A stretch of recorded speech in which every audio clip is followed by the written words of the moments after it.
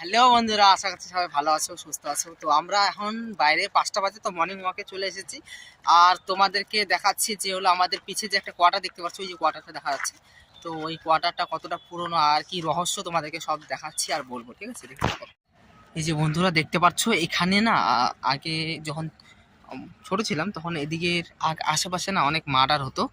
তো গুলি করেও মারা হয়েছিল এক দুজনকে, আর একজনকে তো অনেক মানে নিহত্যা মারা হয়েছিল।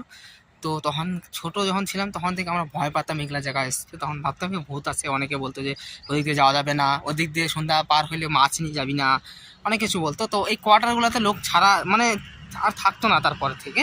তো কোয়ার্টারগুলোর অবস্থা দেখতে পাচ্ছ তোমরা কি হয়ে গেছে। বহুত পুরনো, এটা বহুত অনেকটা পুরনো। তো ওখানে আর কেউ লোক থাকে না ভিতরে, এই যে দেখতে পাচ্ছ পুরো ফাঁকা, ঠিক আছে? এই যে দিনের বেলা আসে অবশ্য, রাত্রেবেলা কেউ থাকে না।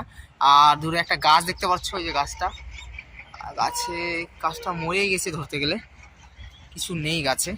তো আমরা তোমাদেরকে কোয়ার্টারের ভিতরে দেখাবো, ঠিক আছে? এই যে দেখতে পাচ্ছ, ভিতরে যাব না, আমার নিজেরও ভয় লাগে। এই যে ভিতরে প্রচুর পুরনো এটা। দেখতে পাচ্ছ রুমগুলো, ঠিক আছে? অনেকটা পুরনো। আর একা ঢুকবো না ভিতরে, পোকামাকড় থাকতে পারে না, সাপও থাকে অনেক টাইম। তো দেখতে পাচ্ছ এটা প্রচুরটা পুরনো, অনেকটা পুরনো এটা, ঠিক আছে?